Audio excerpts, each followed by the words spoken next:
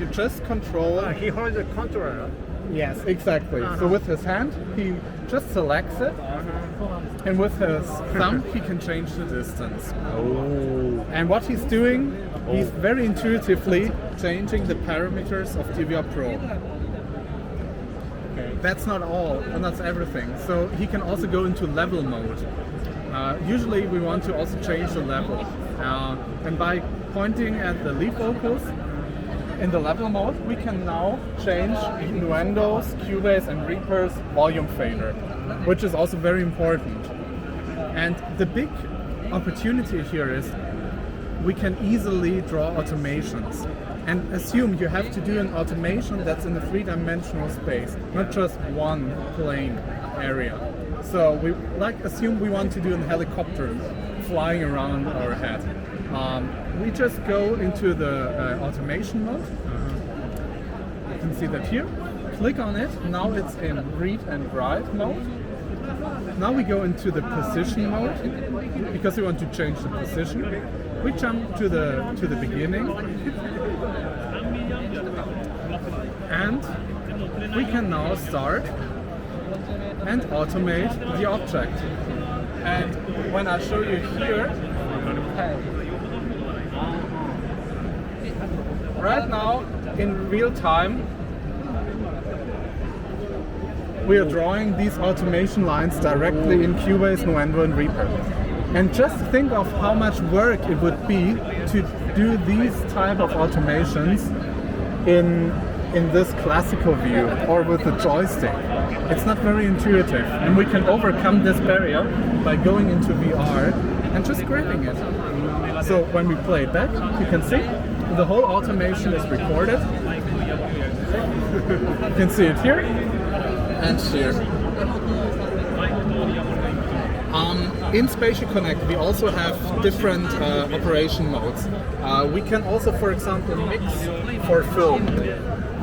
So when we have, for example, when we have to deliver a 714 with video, we could also go into a cinema and project the video here on this large screen and mix our session, a 714, for example, for film.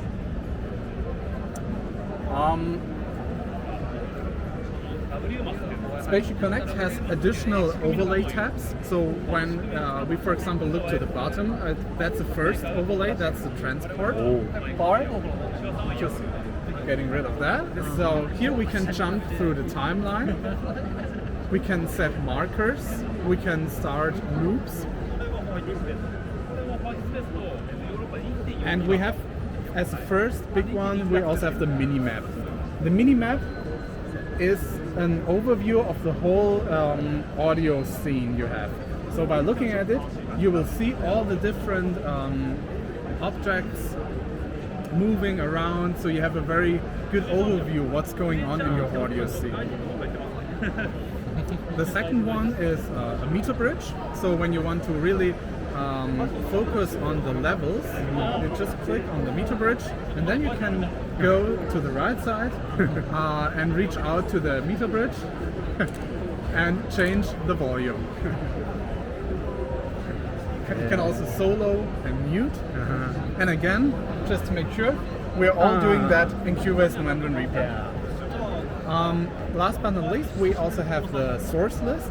The source list is an overview of all the different sources that have, for example, DVR Pro on it. So when we work, for example, with 100, 150 tracks, it can be a bit crowdy. So we can, for example, disable some or make them invisible. Here you can see. So everything is invisible now, and we can say, hey, we just want to have channel 21 to 25. Yes.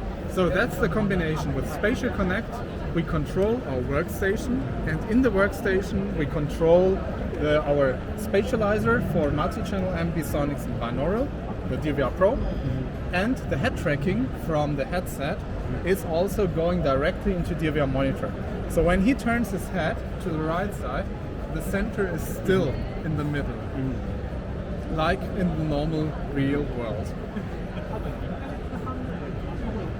Amazing. Okay. 驚きの Interesting. インタレスティング Yeah, thank you. As I said, it's really about immersive audio. The background of the whole company is we are sound engineers. A lot of us studied music, Düsseldorf, so we know how it feels when you have to draw an automation line for hours. That's why we're always looking for solutions that I'm really using a help us. picture Yep. when I write the automation. Yeah.